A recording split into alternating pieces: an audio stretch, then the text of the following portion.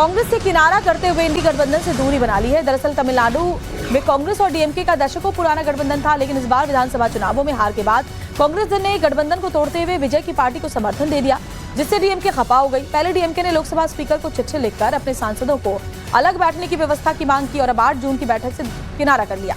लोकसभा में डीएमके के 22 सांसद हैं। कांग्रेस पर धोखे का आरोप लगाते हुए डीएमके ने कहा कि इंडिया गठबंधन की बैठक का न्योता तो मिला, लेकिन उस बैठक में शामिल होने की उम्मीद नहीं है। हालांकि डीएमके ने कहा कि वो नीट पेपर लीक, वक्फ एक्ट, एक देश एक चुनाव के साथ साथ एसआईआर के खिलाफ अपनी आवाज उठाते रहेंगे। उस गठबंधन को तोड़ के कांग्रेस विजय जी की पार्टी में गई है, तो जाहिर सी बात नाराजगी होगी। लेकिन ये जिम्मेदारी है इंडिया गठबंधन के तमाम सारे दलों की कि वो डीएमके को किसी तरह मनाएं, और अगर कांग्रेस के बगैर जो दल हैं उनकी आपस में बात होगी तो निश्चित तौर पे एक बड़ी और बेहतर अंडरस्टैंडिंग होगी, इसमें भी किसी तरीके का कोई शक नहीं। लेकिन इंडिया अलायंस में वैसे भी असली इंडिया अलायंस कौन था? बंगाल में टीएमसी थी या कांग्रेस थी, एक दूसरे के खिलाफ लड़े। केरलम में लेफ्ट थी या कांग्रेस थी, एक दूसरे के खिलाफ लड़े।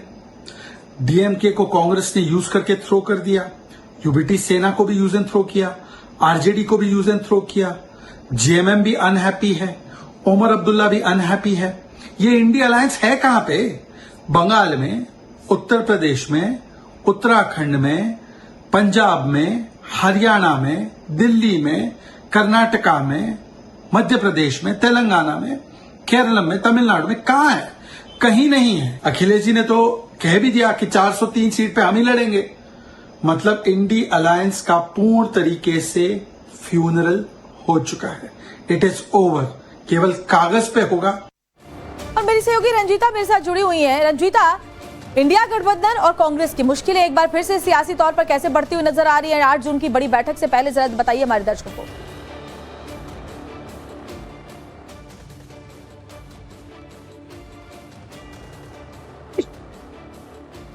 तो रंजीता, तकनीकी खराबी की वजह से उनकी आवाज हम तक नहीं आ पा रही है, फिर से उनसे संपर्क करेंगे। लेकिन बड़ी खबर आपको बता रहे हैं कि देखिए 8 जून को ये बड़ी बैठक इंडी गठबंधन की बुलाई गई है, लेकिन उससे पहले ही इस गठबंधन में एक बार फिर से बड़ी दरार दिख रही है। तमिलनाडु में कांग्रेस और डीएमके का गठबंधन टूटने के बाद केंद्र में भी डीएमके ने कांग्रेस से किनारा करते हुए अब इंडी गठबंधन से दूरी बना ली है। और कैसे इंडी गठबंधन और कांग्रेस की सियासी मुश्किलें बढ़ रही है, रंजीता बताइए दर्शकों को।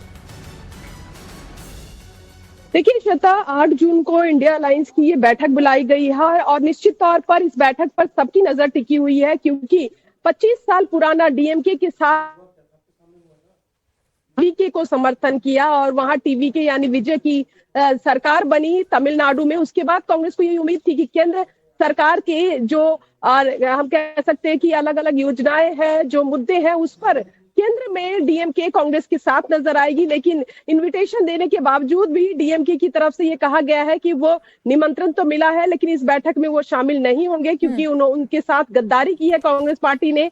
ये भी उस पत्र में उन्होंने लिखा है कि जहां कांग्रेस रहेगी वहां हम नहीं है। यानी कॉन्स्टिट्यूशन क्लब में जो इंडिया अलायंस की बैठक बुलाई गई है, ममता बनर्जी इस बैठक में शामिल हो रही हैं, लेकिन डीएमके की तरफ से कोई प्रतिनिधि, अब तक ये जो खबर आ रही है कि कोई भी प्रतिनिधि इस बैठक में शामिल नहीं होगा। तो ये कहीं ना कहीं संसद के अंदर जो एकजुटता की बात कही जा रही थी, उस पर एक बार फिर से सवाल दरार पड़ती हुई नजर आ रही है। बिल्कुल रंजीता, बहुत बहुत शुक्रिया आपका जानकारी हम तक पहुंचाने के लिए। पहले ही विपक्ष के इस गठबंधन में बड़ी दरार पड़ गई है।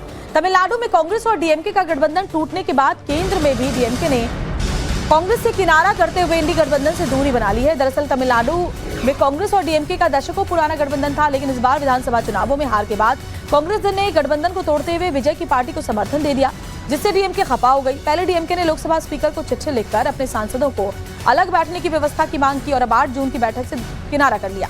लोकसभा में डीएमके के 22 सांसद हैं। कांग्रेस पर धोखे का आरोप लगाते हुए डीएमके ने कहा कि इंडिया गठबंधन की बैठक का न्योता तो मिला, लेकिन उस बैठक में शामिल होने की उम्मीद नहीं है। हालांकि डीएमके ने कहा कि वो नीट पेपर लीक, वक्फ एक्ट, एक देश एक चुनाव के साथ साथ एसआईआर के खिलाफ अपनी आवाज उठाते रहेंगे। उस गठबंधन को तोड़ के कांग्रेस विजय जी की पार्टी में गई है, तो जाहिर सी बात नाराजगी होगी।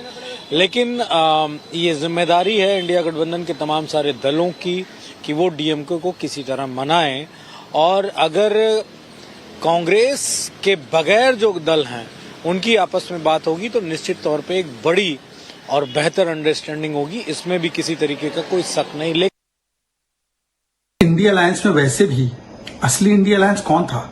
बंगाल में टीएमसी थी या कांग्रेस थी एक दूसरे के खिलाफ लड़े? केरलम में लेफ्ट थी या कांग्रेस थी एक दूसरे के खिलाफ लड़े?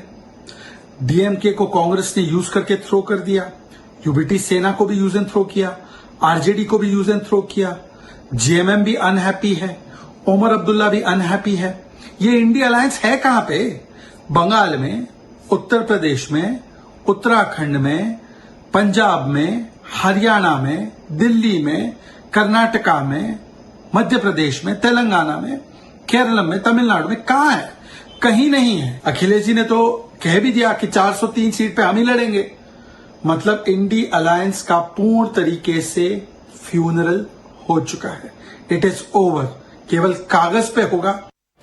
और मेरी सहयोगी रंजीता मेरे साथ जुड़ी हुई है। रंजीता, इंडिया गठबंधन और कांग्रेस की मुश्किलें एक बार फिर से सियासी तौर पर कैसे बढ़ती हुई नजर आ रही है 8 जून की बड़ी बैठक से पहले? जरा बताइए हमारे दर्शकों को।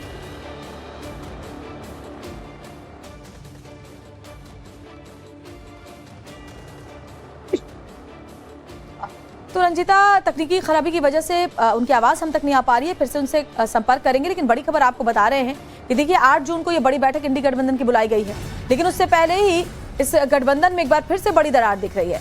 तमिलनाडु में कांग्रेस और डीएमके का गठबंधन टूटने के बाद केंद्र में भी डीएमके ने कांग्रेस से किनारा करते हुए अब इंडी गठबंधन से दूरी बना ली है।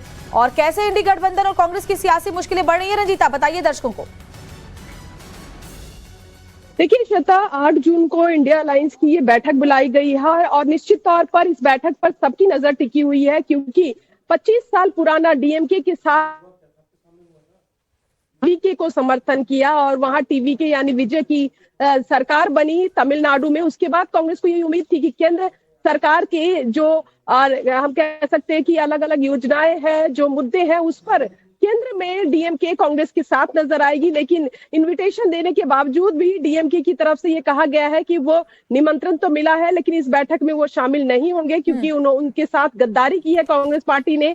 ये भी उस पत्र में उन्होंने लिखा है कि जहां कांग्रेस रहेगी वहां हम नहीं है। यानी कॉन्स्टिट्यूशन क्लब में जो इंडिया अलायंस की बैठक बुलाई गई है, ममता बनर्जी इस बैठक में शामिल हो रही हैं, लेकिन डीएमके की तरफ से कोई प्रतिनिधि, अब तक ये जो खबर आ रही है कि कोई भी प्रतिनिधि इस बैठक में शामिल नहीं होगा। तो ये कहीं ना कहीं संसद के अंदर जो एकजुटता की बात कही जा रही थी उस पर एक बार फिर से उसमें दरार पड़ती हुई नजर आ रही है। बिल्कुल रंजीता, बहुत बहुत शुक्रिया आपका जानकारी हम तक पहुंचाने के लिए। अगली खबर की देखिए, इंडिया गठबंधन की 8 जून को बड़ी बैठक बुलाई गई है, लेकिन उससे पहले ही विपक्ष के इस गठबंधन में बड़ी दरार पड़ गई है।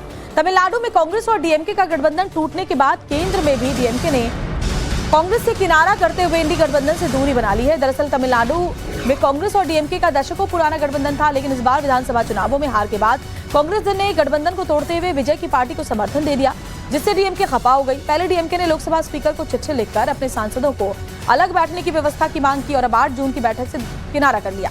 लोकसभा में डीएमके के 22 सांसद हैं। कांग्रेस पर धोखे का आरोप लगाते हुए डीएमके ने कहा कि इंडिया गठबंधन की बैठक का न्योता तो मिला, लेकिन उस बैठक में शामिल होने की उम्मीद नहीं है।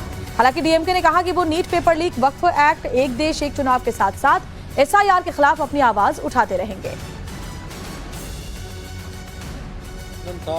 उस गठबंधन को तोड़ के कांग्रेस विजय जी की पार्टी में गई है, तो जाहिर सी बात नाराजगी होगी। लेकिन ये जिम्मेदारी है इंडिया गठबंधन के तमाम सारे दलों की कि वो डीएमके को किसी तरह मनाएं, और अगर कांग्रेस के बगैर जो दल हैं उनकी आपस में बात होगी तो निश्चित तौर पे एक बड़ी और बेहतर अंडरस्टैंडिंग होगी, इसमें भी किसी तरीके का कोई शक नहीं। लेकिन इंडिया अलायंस में वैसे भी असली इंडिया अलायंस कौन था? बंगाल में टीएमसी थी या कांग्रेस थी एक दूसरे के खिलाफ लड़े? केरलम में लेफ्ट थी या कांग्रेस थी एक दूसरे के खिलाफ लड़े? डीएमके को कांग्रेस ने यूज करके थ्रो कर दिया, यूबीटी सेना को भी यूज एंड थ्रो किया, आरजेडी को भी यूज एंड थ्रो किया, जेएमएम भी अनहैप्पी है, ओमर अब्दुल्ला भी अनहैप्पी है। ये इंडिया अलायंस है कहां पे? बंगाल में, उत्तर प्रदेश में, उत्तराखंड में, पंजाब में, हरियाणा में, दिल्ली में, कर्नाटका में, मध्य प्रदेश में, तेलंगाना में, केरलम में, तमिलनाडु में, कहां है? कहीं नहीं है। अखिलेश जी ने तो कह भी दिया कि 403 सीट पे हम ही लड़ेंगे। मतलब इंडी अलायंस का पूर्ण तरीके से फ्यूनरल हो चुका है। इट इज ओवर, केवल कागज पे होगा। और मेरी सहयोगी रंजीता मेरे साथ जुड़ी हुई हैं। रंजीता, इंडिया गठबंधन और कांग्रेस की मुश्किलें एक बार फिर से सियासी तौर पर कैसे बढ़ती हुई नजर आ रही है 8 जून की बड़ी बैठक से पहले, जरा बताइए हमारे दर्शकों को।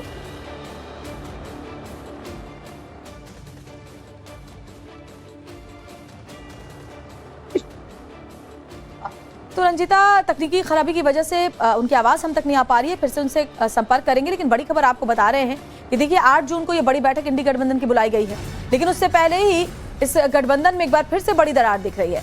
तमिलनाडु में कांग्रेस और डीएमके का गठबंधन टूटने के बाद केंद्र में भी डीएमके ने कांग्रेस से किनारा करते हुए अब इंडी गठबंधन से दूरी बना ली है। और कैसे इंडी गठबंधन और कांग्रेस की सियासी मुश्किलें बढ़ रही है, रंजीता बताइए दर्शकों को। देखिए श्वेता, 8 जून को इंडिया अलायंस की ये बैठक बुलाई गई है और निश्चित तौर पर इस बैठक पर सबकी नजर टिकी हुई है, क्योंकि 25 साल पुराना डीएमके के साथ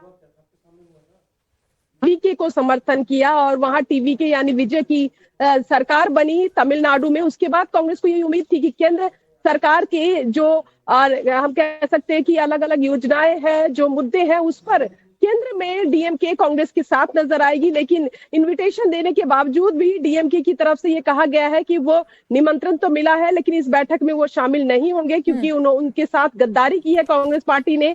ये भी उस पत्र में उन्होंने लिखा है कि जहां कांग्रेस रहेगी वहां हम नहीं है। यानी कॉन्स्टिट्यूशन क्लब में जो इंडिया अलायंस की बैठक बुलाई गई है, ममता बनर्जी इस बैठक में शामिल हो रही हैं, लेकिन डीएमके की तरफ से कोई प्रतिनिधि, अब तक ये जो खबर आ रही है कि कोई भी प्रतिनिधि इस बैठक में शामिल नहीं होगा। ये कहीं ना कहीं संसद के अंदर जो एकजुटता की बात कही जा रही थी उस पर एक बार फिर से सवाल दरार पड़ती हुई नजर आ रही है। बिल्कुल रंजीता, बहुत बहुत शुक्रिया आपका जानकारी हम तक पहुंचाने के लिए।